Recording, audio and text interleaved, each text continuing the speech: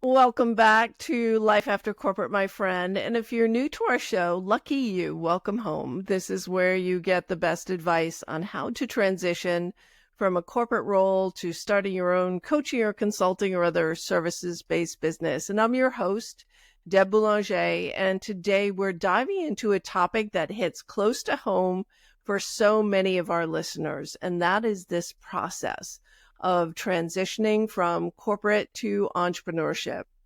You've left the predictable paychecks, the hierarchical structure, and perhaps even the glass ceilings. But now you're faced with new challenges: how to find clients, how to price your services, and build a business that feels aligned with your values. And it can feel like a lot. This episode is designed to be your guide through this maze, and we'll explore how to get unstuck, gain clarity, and start creating predictable, sustainable growth. And if you've ever thought, why isn't this working? Am I even cut out for this? This episode is for you. So let's start by talking about mindset. In corporate, you're conditioned to think in terms of job titles, performance reviews, and salary bands. And now as an entrepreneur, you're not just wearing all the hats, you're also responsible for setting the vision, making the decisions, and driving the results. This transition isn't just about learning new skills, it's about redefining your identity.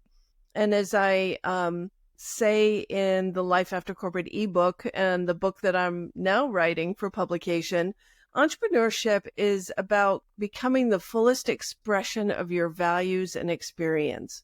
But that process can also bring up some familiar demons: perfectionism, procrastination, self-doubt, and self-sabotage. So here's an exercise to get you started. And by the way, if you don't have a pen or a notebook handy, you'll want to get one. Replay this episode and take some notes in your journal. What values do I want my business to reflect? What's the legacy I want to leave? And you can also think about that as, what is my mission? What is my mission on this journey?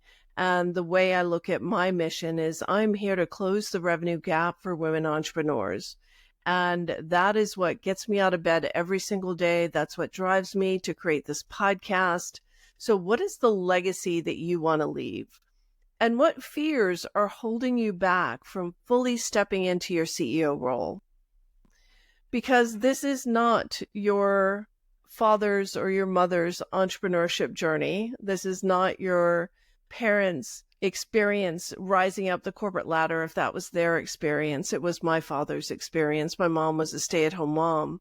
So I didn't have a role model for entrepreneurship, and I had to figure it out as I went along. But once I recognized that some fears were holding me back, and I was making what I call fake progress, doing all the things that made it look like I had a business, but none of the things that actually justified the fact that I was investing in a business that wasn't making much money. So recognizing that these fears are driving some of your decisions is your first step. But here's the good news. Every successful entrepreneur has faced the same doubts as you have. It's normal, and you're not alone. The overwhelm is real, but it's your responsibility to start to master your mindset. It's the only thing that you can control. The fear that you feel isn't real. It's just a figment of your imagination, and it's expected because you're shifting your identity. You're shifting from the identity of a corporate leader, someone who belongs to a company, who has a team, to someone who is a solo entrepreneur or a co-founder. You've never done this before. You've never been in this exact same spot before, and it's bound to be uncomfortable. Expect to feel uncomfortable. If you're not feeling uncomfortable, you're not working hard enough, actually. So the first thing you're going to fear is likely running out of money or not having enough to survive or to contribute to your family. And while those fears feel real, if you examine them closely, they're likely baseless. And when you believe you'll run out of money, you are making decisions from that place of fear of running out of money. And you focus on what you don't have, and that fear gets in the way of you taking powerful action on the things that would speed your business growth forward, like investing in support, whether that's getting a business advisor or someone to add to your team to free up your time.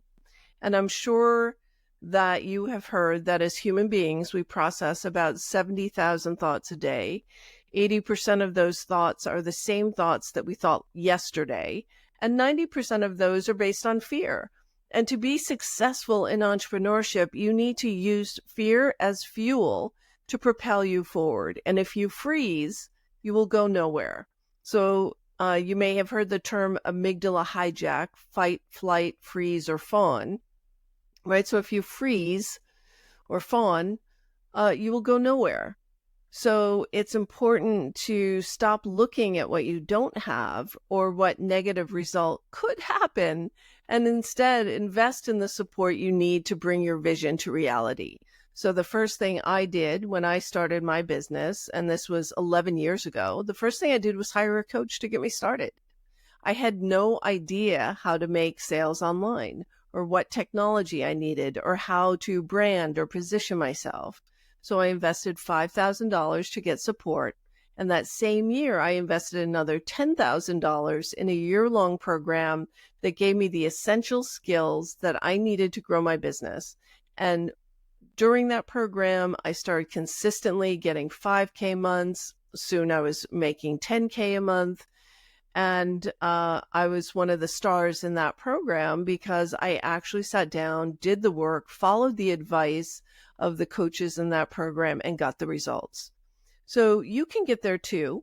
In my Reliable Revenue Mastermind, 50% of the clients in that program, and these are people who had been in business for less than a year. So I want that to register. They had been in business less than a year, and 50% of them closed six-figure contracts within 4 to 6 months. And this was their first year in business. So none of them would have gotten there without our 100-day plan that we put into place. So without the direction, without a roadmap, it's really hard to replace a corporate salary. And now is not a time to be afraid to invest in your business, because investing in your business is investing in your future. And if you're not worthy of investing in, then who is? So if you're afraid, you might need to get a part-time job, right? So if you don't have a cushion of cash or a spouse who can take on the majority of the load while you ramp up your business, then you might need to take a part-time job until you feel ready to take a bigger risk. And one of the biggest mistakes that I see new entrepreneurs make is spending too much time and money building out an offer before they've validated it. Here's where the concept of the minimal viable product comes in. And it's one of the most powerful strategies from our Launch Lab framework. It's not a matter of packaging your expertise and if I build it, they will come, which I'm sure you know is pure fantasy and a going out of business strategy. So we want to test before you invest, which means you have a specific problem you want to solve and a community of people you want to serve, and you test and validate your idea with them before you invest any time in building out your offers and bringing them to market. So sometimes you may find that you're completely off base, or the competitive market is way too crowded and you don't have a message that stands out. That's the best news possible, is you can shift and change direction quickly because you haven't built it out yet. You haven't brought it to market. There's nothing to retract. There's nothing to rewrite because you haven't built it out. You haven't sent it to market yet. So now is a perfect time. And have conversations. And this is important because you need to have conversations with real people. Ask them what they are most challenged with and what the ideal solution looks like to them. And when you build something that people want, that they don't have already, you have a built-in demand for your offers. And that is a very sweet spot to be in. So your MVP is a simplified version of your offer. It's designed to test the waters. It might be a beta version of a group program or a single module of an online course. The goal is to get real feedback from real clients as quickly as possible. And that might be as simple as putting together a PowerPoint deck with a framework about what you're considering launching and bringing to market and getting feedback from about a dozen people.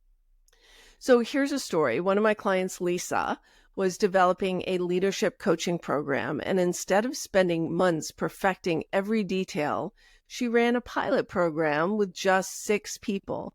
Not only did she get invaluable feedback, but she also built momentum in her business, and her confidence skyrocketed as people started getting real results from the program that she offered. So ask yourself, grab your pen again, ask yourself, what is the simplest version of my offer that I can test? And who in my network would be willing to try it and give honest feedback for a reduced fee? And you don't need to do anything for free.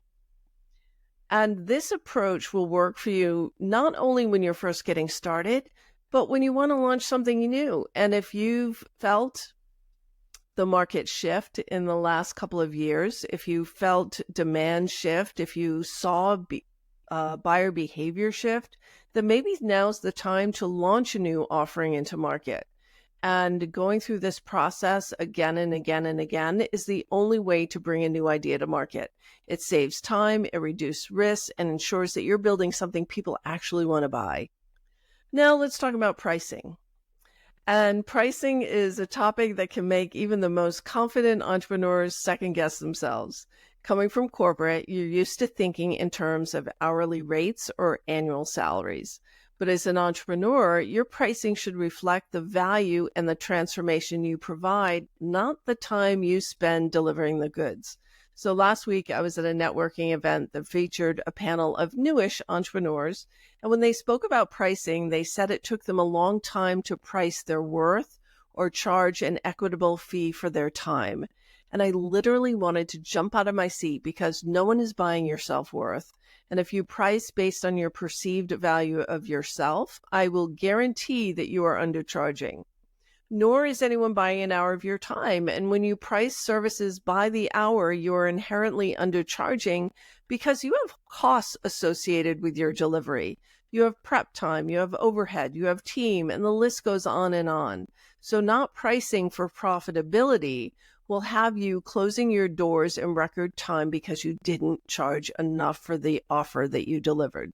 So in the Launch Lab, I emphasize the importance of calculating your return on advantage, ROA. This means identifying the tangible and intangible benefits your clients gain from working with you.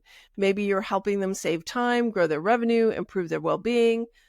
Quantify those benefits and price your services accordingly. So here's a quick framework. List the outcomes that your clients achieve. Attach a value to each outcome. For example, if your marketing strategy could boost their revenue by $50,000 a year, then that's a measurable advantage. And set a price that reflects this value, right? So one of my clients, Mary, was charging $125 an hour for her consulting. And after we restructured her pricing based on ROA, the return on advantage, she doubled her rates and started selling packages. And within 6 months, her revenue grew by 260%. And at the end of the following year, she hit 7 figures in revenue. That's the power of pricing for value. Now, the last thing I want to talk to you about here is entrepreneurship can be isolating. Unlike corporate, where you have colleagues to brainstorm with, as an entrepreneur, you often find yourself making big decisions all by yourself. But you don't have to. In this podcast, I talk about the importance of surrounding yourself with strong support. This could be a coach, a mastermind group, or a community of like-minded entrepreneurs. These connections provide accountability, fresh perspectives, and emotional support. You don't want to go this road alone. It's very isolating. So here's what I recommend. Number 1, find a mentor or coach who has walked the path you are on. It's important that this person be a seasoned leader who has made the transition from corporate to entrepreneurship and who has a roadmap, a framework that you can follow so you don't have to reinvent the wheel. Number 2, join a mastermind group to share challenges, celebrate wins, and learn from others who are on this path along with you. And 3, build a peer network of fellow entrepreneurs who understand you and on your journey, and that you have friends to share this journey with. So a mastermind group will help you problem solve your challenges and celebrate your wins. A peer network is going to understand you. They're going to lift you up when you feel down and celebrate with you. So it's important that you belong to community. As I always say, community is everything. You don't have to go this road alone, and having the right people in your corner can make all the difference. In fact, I am building out a membership community specifically for women in the transition stages of moving from corporate to business owner and getting the tools, resources, community, and connections to get you where you want to go with ease and flow. And I'll be sharing more about that. It's called the On My Terms Collective in the days and weeks ahead. So stay tuned to Life After Corporate. Look in the show notes for any links that can get you connected to that waitlist. And to round this out, I want to get really tactical. The key to sustainable growth is creating a system for predictable revenue. And that starts with building a value ladder, which is a series of offers that guide your clients through deeper levels of engagement. And here's how it works. You start with a free or low-cost offer to attract leads into your ecosystem. Think about webinars or free tools. Then you offer a mid-tier product that solves a very specific problem in a contained period of time. Usually that's 8 to 12 weeks. And then you create a high-value program or service for your best clients that gets them to the next level of success. And that program could be 6 to 12 months. So each step in your value ladder builds trust and delivers more value. One of my clients used this framework to generate consistent leads and convert them into high-ticket coaching clients. It's about designing a customer journey that makes your revenue goals inevitable. And revenue becomes predictable when you increase your visibility in your communities and start talking about your offers. Not in the salesy, pitchy kind of way, but when you offer education and training as an expert in your niche, people are naturally going to want to learn from you and to hire you to work with them. And the more you work with members of your network, the more you are recommended to other members of that network, and you are more readily referable. Now, let's end our conversation today by rounding out where we started with a little bit of mindset work. Fear is a constant companion on this entrepreneurial journey, whether it's fear of failure, fear of success, fear of visibility, or fear of charging what you're worth. It can paralyze you if you let it. So here's a mantra that I share with my clients. Fear is a growth signal. If you're feeling scared, it means you're stepping out of your comfort zone. And that's where growth happens. Acknowledge the fear, but don't let it stop you. Reflect on this in your journal. Ask these questions. What fear is holding you back right now? How can you take one small action to move through it today? I'm a huge fan of the work of Byron Katie. Become aware of where your thinking is holding you back, and instead of moving forward, reframe your beliefs and your thoughts by questioning them. We rarely do this. The next time you have a fearful thought, ask, is it true? What happens to me when I believe that thought? What do I do or not do? How does that feel? Now flip that thought around in your head. Is it also true? Is the opposite of what your fear is also true? And if you start to laugh at the folly of your thinking, you've got it. Remember, entrepreneurship is a long game. It's about resilience, adaptability, and staying aligned with your vision. And if you would like to test your idea and talk about getting support and mastering your inner game and growing your revenues, click the link in the show notes to schedule a one-on-one breakthrough session with me. I promise I will give you my honest feedback on your best next steps in getting more of what you want in your business and your life right now. So that's it for today, my friends. I hope you're leaving with some tangible strategies and a renewed sense of confidence. Remember, you're not alone on this journey. You have the power to create a business and a life that reflects your values and fulfills your dreams. If this episode resonated, please share it with a fellow entrepreneur, and don't forget to subscribe to Life After Corporate for more insights and inspiration. Until next time, keep stepping into your power and creating success on your terms. See you next time.